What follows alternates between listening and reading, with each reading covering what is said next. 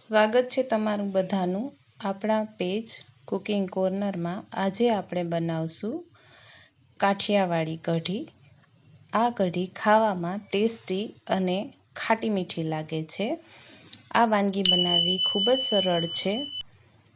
તો ચાલો આજે આપણે બનાવીએ કઢી।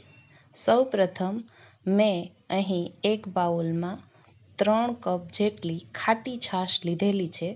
જો તમારી પાસે છાશ ના હોય તો તમે દહીંમાં પાણી મિક્સ કરી અને લઈ શકો છો। છાશ લીધા બાદ છે તેમાં મસાલા એડ કરીશું। તો સૌપ્રથમ 1 ચમચી હળદર નાખેલી છે અને ત્યારબાદ 2 ચમચી નમક નાખેલું છે।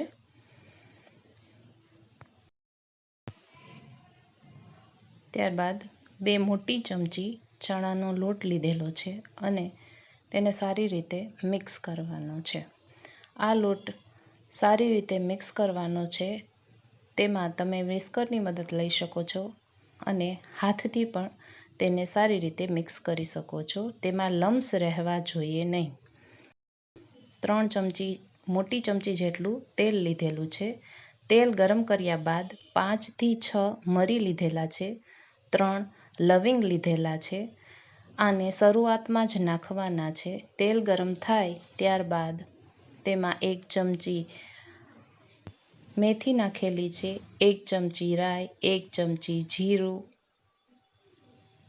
થોડી હિંગ।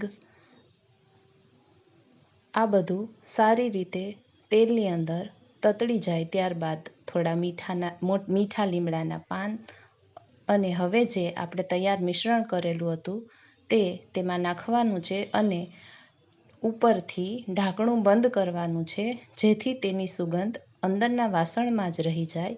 ત્યારબાદ વધેલું મિશ્રણ તેમાં નાખવાનું છે અને આ મિશ્રણ નાખ્યા બાદ તેને સતત હલાવતા રહેવાનું છે। જો તમે સતત નહીં હલાવો તો આ કઢી ફાટી જશે અને તેનો ટેસ્ટ આવશે નહીં।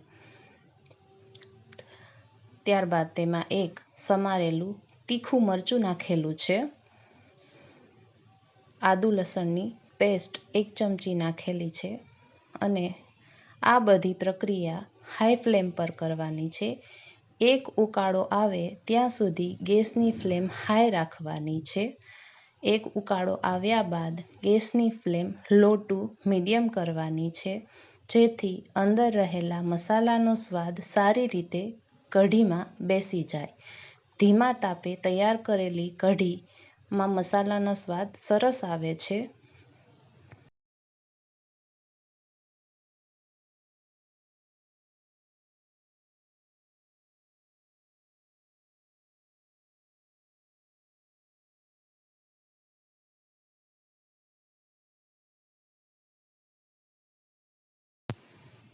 આ કઢી બનાવવી સાવ સહેલી છે।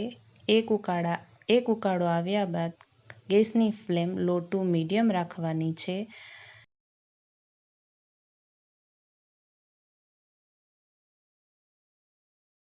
છેલ્લે 1 ચમચી લાલ મરચું પાવડર એડ કર્યો છે અને સારી રીતે મિક્સ કરવાનો છે। ગેસની ધીમી આંચ ઉપર આ રીતે સરસ રીતે પકાવેલી કઢી સારી લાગે છે અને ખાવામાં પણ સ્વાદિષ્ટ હોય છે। જો તમને મારી આ રેસિપી ગમી હોય તો મને જરૂર કમેન્ટમાં જણાવજો। કઢી થોડી જાડી થાય આ રીતે ત્યારબાદ ગેસ બંધ કરી ઉપરથી કોથમીર નાખેલી છે। ગેસ બંધ કરી અને કોથમીર નાખશો તો સ્વાદ સરસ આવશે। તો તૈયાર છે કઢી ખીચડી રોટલા સાથે। તમે પણ બનાવો। તમને મારી રેસિપી પસંદ આવી હોય તો મારો વિડીયો લાઈક કરો, શેર કરો અને મારી ચેનલ સબસ્ક્રાઈબ કરો અને બેલ આઇકોન દબાવવાનું ના ભૂલતા। Thank you for watching.